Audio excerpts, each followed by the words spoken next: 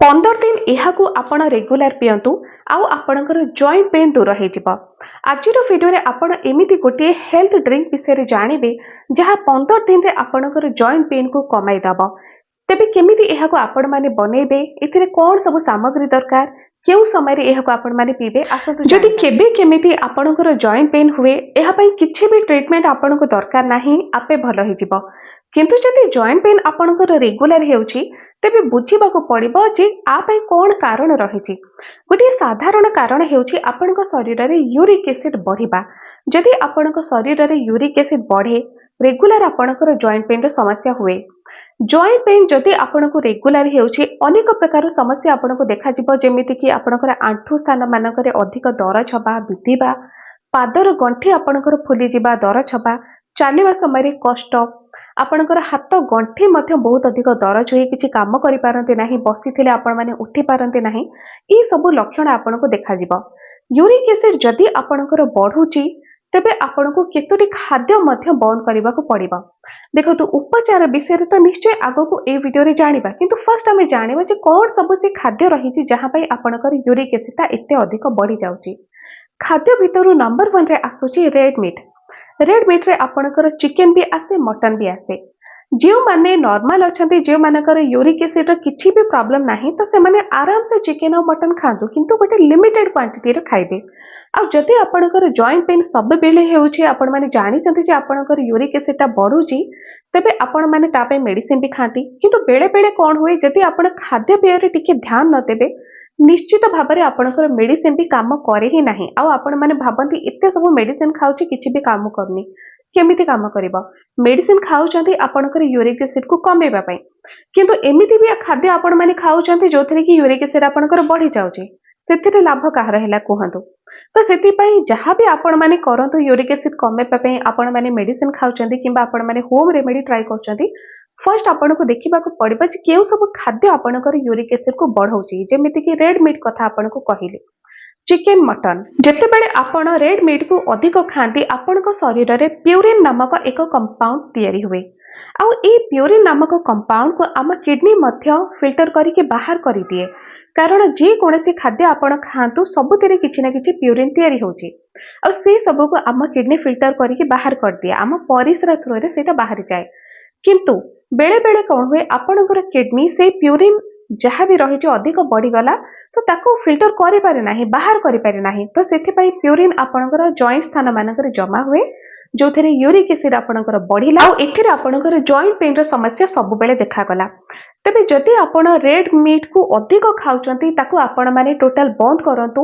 ଯଦି ଆପଣଙ୍କର joint pain ବହୁତ ଅଧିକ ସମସ୍ୟା ଦେଉଛି, ବହୁତ ଅଧିକ ଦରଜ ଆପଣଙ୍କର ଫିଲ୍ ହେଉଛି, ଆଉ ଯଦି ମନେ କରନ୍ତୁ ଆପଣ ଟୋଟାଲ ବନ୍ଦ କରିପାରିବେ ନାହିଁ, ତ ଆପଣ କ୍ୱାଣ୍ଟିଟି କମ୍ ରଖନ୍ତୁ। କ୍ୱାଣ୍ଟିଟି ବି ଯଦି ଆପଣ କମ୍ ରଖିବେ ଏଥିରେ ବି ଆପଣଙ୍କୁ ବହୁତ ଅଧିକ ଲାଭ ହେଇପାରିବ, ୟୁରିକ୍ ଏସିଡ୍ ଆପଣଙ୍କ ଶରୀରରୁ କମିଯିବ। ଠିକ୍ ସେମିତି ନମ୍ବର 2 ଖାଦ୍ୟରେ ଆସୁଛି ସି ଫୁଡ୍।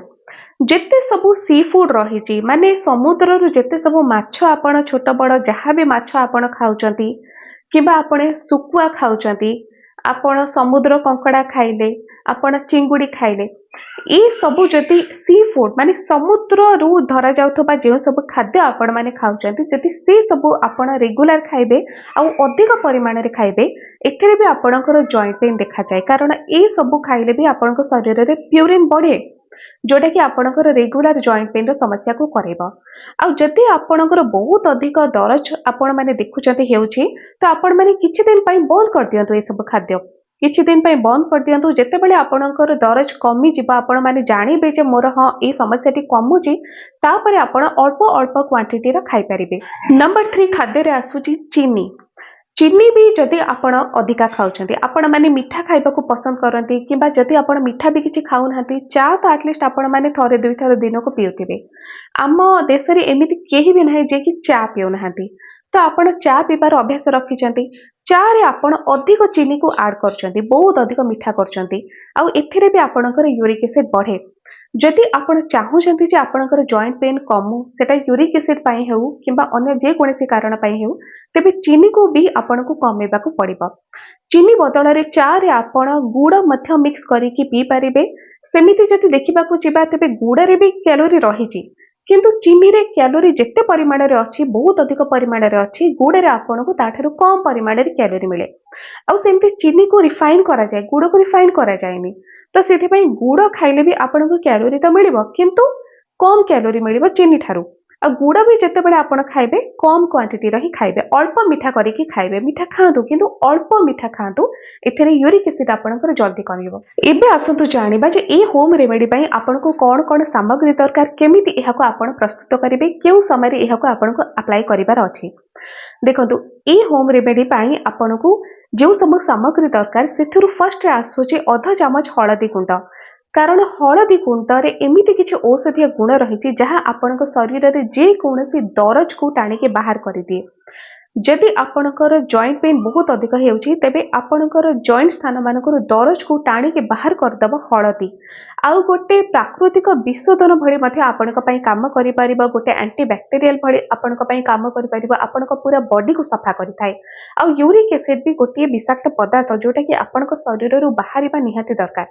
तो आपण नेले एठी आधा चामच हळदी गुंड प्लस एठी आपणक दरकार आधा चामच जीरा जीरा आपणकर डाइजेस्टिव सिस्टम को इंप्रूव करे जो थरे कि यूरिक एसिड आपणकर शीघ्र बाहरिबा को लागे आपणक बॉडी रो तेबे सेटा जेहेतु गोटे टॉक्सिन जेहेतु गोटे विषाक्त पदार्थ तो आपणकर डाइजेस्टिव सिस्टम जेते बेले इंप्रूव थिबो सेते बेले ही ए सब आपणक शरीर रो जल्दी बाहरिबा को लागे। आउ एते पे आपणको दरकार 1 चामच धनिया मंजी मध्य आपणक शरीर रु यूरिक एसिड को बाहर करिबारे बहुत अधिक सहाय्य करे आउ आपणकर जॉइंट पेन को कमैबारे मध्य बहुत अधिक सहाय्य करे। 1 चामच मेथी मंजी आपणक शरीर रु सुगर लेवल को कंट्रोल करे यूरिक एसिड को बाहर करे और मेथी मंजी तो निज भितर गोटे औषधि भली भी आपण माने जानिथिबे कारण मेथी मंजी मध्य आपणकर डाइजेस्टिव सिस्टम को इंप्रूव करे। प्लस आपणको दरकार किछि लेंबू रस मध्य बहुत अधिक औषधीय गुण रे भरा विटामिन सी थिबारु आपणकर यूरिक एसिड को बाहर करिबारे सहाय्य करिबो। गोल मरीच 2 रु 3 टी आपणको नेबाको पड़िबो गुंड करिके आपण माने नेबे सेटा लास्ट ऐड हबो। गोल मरीच मध्य आपणको शरीर रु यूरिक एसिड को बाहर करे आपणकर दरज को दूर करे आउ आपणकर डाइजेस्टिव सिस्टम को इंप्रूव करे। फर्स्ट आपण मेथी मंजी 1 चामच नै जेबे ताको राति रे ही आधा कप पानी रे आपण भेदे दिबे भेदे की कवर करके छाडी दियंतु। होम रेमेडी आपन को बनैबा को पड़िबो सकाळे खाली पेटरे जते बेले आपण थिबे तो सेही समय आपण माने होम रेमेडी को प्रस्तुत करिवे। राति रे आपण मेथी मंजी को भेदे देले बास सकाळे आपण गोटे सस्पेन रे 2 ग्लास पानी नै जिवे सेही 2 ग्लास पानी रे आधा चामच हळदी गुंड आधा चामच जीरा को आपण माने पके देले 1 चामच आपण धनिया मंजी नै गले जे मेथी को आपण भेदै जंती से मेथी को छाणी नियंतु से मेथी मंजी को आपण माने से पानी रे ऐड करंतु ताको फुटिबा पई आपण छाडी देले फुटिबा पई छाडी देले मीडियम फ्लेम रे जेते बेले पानी टी अधा रहि गला 10 मिनिट फुटिले आपनकर काम हि जिवो बस पानी टी जेते बेले अधा रहि जिवो ताको आपण माने छाडी देबे। लास्ट रे आपण गोलमरीच गुंड किछि नै गले 2 रु 3 टी गोलमरीच को गुंड कर देले सेतिकी सफिशिएंट आपनक पई सेतिकी नै जांतु तापरे लेंबू रस लास्ट आपण माने ऐड कर देले आ ताको उषुम थिबा अवस्था रे पी देले। खाली पेटरे रेगुलर आपण किछि दिन पियंतु देखिबे निश्चय आपनक शरीर रे यूरिक एसिड जल्दी बाहरिबो आउ आपनकर जॉइंट पेन मथे जल्दी कमिबो। जदि ए होम रेमेडी संगरे आपण यूरिक एसिड मेडिसिन भी खाउचंती तेबे भी ठीक अछि मेडिसिन जगह रे अछि आउ ए होम रेमेडी को आपण सकाळे खाली पेटरे ट्राई करंतु 15 रु 20 दिन रेगुलर करंतु देखिबे आपनको बहुत अधिक इफेक्टिव लागिबो आउ आपनकर जॉइंट पेन रो समस्या धीरे धीरे करके दूर हबो। गोटे दुईटी दिन रे हुए तो आपण माने न जानि पारिबे किंतु कम से कम 5 रु 6 दिन तो रेगुलर एप्लीकेशन रे आपण माने जानि ही पारिबे। जदि 15 दिन रे आपनको लागु जे हां किछि तो कमुजी मासे 1.5 मास आपण रेगुलर एहाको फॉलो करंतु देखिबे निश्चय आपनको बहुत अधिक रिलीफ मथे मिलि जिवो। तेबे आजिर वीडियो रे आपण माने यूरिक एसिड रो किछि खाद्य विषय रे जानिले जो खाद्य जोगु आपनकर यूरिक एसिड बढ़ी थाए एमिति गोटे होम रेमेडी विषय रे जानिले जोटा कि आपनकर यूरिक एसिड को खूब शीघ्र कमाई देबो।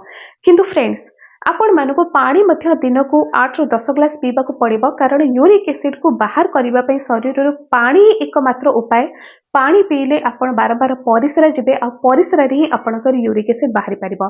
तबे ए गोटे कथा आपनको माने रखिबा को पड़िबो आपण माने पछे मेडिसिन खांतु किबा होम रेमेडी ट्राई करंतु आपण माने पानी न पीले यूरिक एसिड बाहरिबो केमिति तो पानी पीबा निहाती दरकार। आजिर वीडियो जदि आपण मानको भलो लागिला चैनल को सब्सक्राइब करंतु वीडियो को लाइक करंतु शेयर करंतु आजि पई एति।